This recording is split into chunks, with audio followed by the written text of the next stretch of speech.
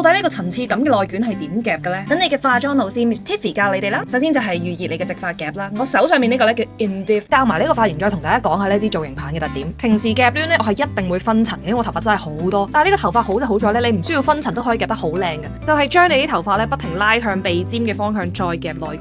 其實就每一執都係一模一樣嘅捲髮，全部咁樣向鼻尖方向內捲就啱噶啦。頭頂咧記得夾翻個內絲，等佢拱啲，咁個頭型會好睇啲。唉死，其實就係咁簡單，簡單到難以置信啊！最後咧，我會攞個圓梳咧去圈住啲頭髮，再噴 hairspray 等佢定型嘅。好，而家可以講翻個直髮夾啦。呢個直髮夾特別在佢係由香港嘅資深髮型師團隊研發而成噶，好 proud！我哋俾啲掌聲，我哋嘅香港髮型師先。